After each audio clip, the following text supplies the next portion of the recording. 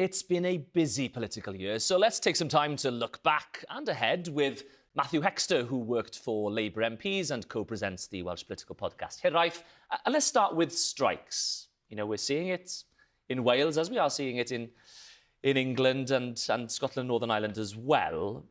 But there is a tension here, isn't there, between a Welsh Labour government saying we think that there should be better pay offers for these public sector workers who we are responsible for paying, and yet we're not doing it.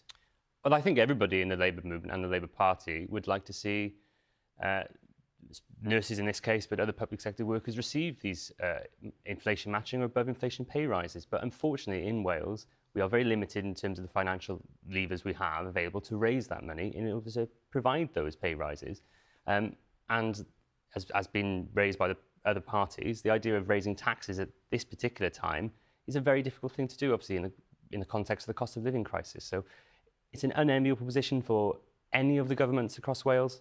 Across the UK, but especially the one in Wales at the moment. Yeah, it's an interesting one, though, is it? Because it is the Welsh Government's responsibility. When we look at teachers' pay, for example, they actively wanted that to be devolved, to then say, oh, we'd love to pay you more, but we can't.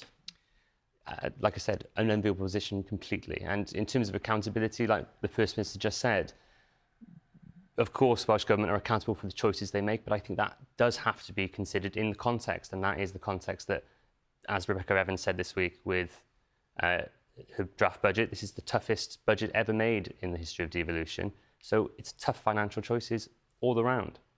And the NHS more generally here in Wales under enormous pressure. I mean, targets being missed across the board, record waiting lists. It's a service under real pressure, lots of people getting good care, but real pressures as well. Oh, absolutely. And I don't think anyone can deny those pressures, but I think, again, this has to be camped in the context. So there has been an additional £160 million or so put in this week into the Welsh NHS, and like the First Minister said, this is not a problem that is exclusive to Wales. This is a problem that we're seeing across the UK. Some particular pinch points, though, as we raised there with the First Minister. For example, the 2-year waits. They got rid of them in Scotland and England, and they're pretty eye-wateringly high here still.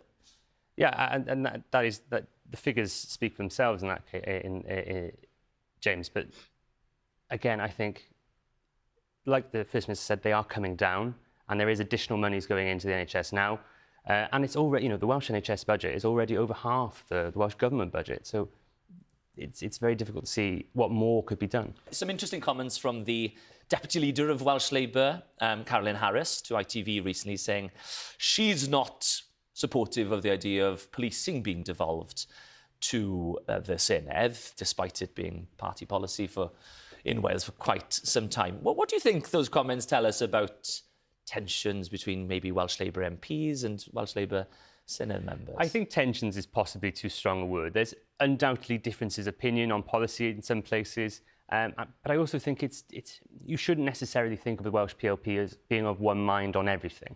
So there's a range of opinions, from those who are very supportive of these powers being devolved, even further powers being devolved, to those who are more similar. We're not talking about anyone here, are we? We're talking about the Deputy Welsh Labour Leader, who is very close to Keir Starmer, for example.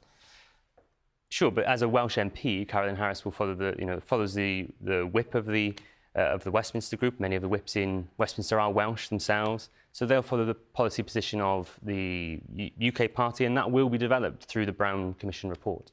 Yeah, what did you think of that? I mean, where do you think it leaves Welsh Labour's offer on devolution? Because it was kind of something for everyone, you can take out of it what you want. Unclear, perhaps? Well, again, I think I don't necessarily think that report was for Wales. I think if you look at both the amount of the report dedicated to solving problems in England and in Scotland, compared to that of Wales, and also the amount of people they polled after that report was released on their opinions, there were significantly more people polled in England and Scotland than were in Wales. And I think the reason that is because obviously there's the Constitutional Commission going on in Wales, and I think that the UK Labour's position will eventually end up deferring to that, yes, James. OK. Mark Drakeford's future? Will we be clearer this time next year? As Mark Drakeford said when he decided to be leader, he didn't want to do it forever. He'd maybe do 5 years or so. We're getting towards that point now. There are still a number of members of the Senedd and the Welsh Labour group who want Mark to continue into the next election, but of course the potential for Mark and the comments he's made recently to say he'll stand down before that point means that the prospect of a leadership election is maybe not next year, but in the next few years, certainly. And that is it for another programme, and in fact for the year. Thank you so much for making us part of your Sunday morning routine. We really do appreciate it. Please do get in touch. The email address is bbcpoliticswales@bbc.co.uk. Have a lovely Christmas and a happy New Year to you all. See you in 2023.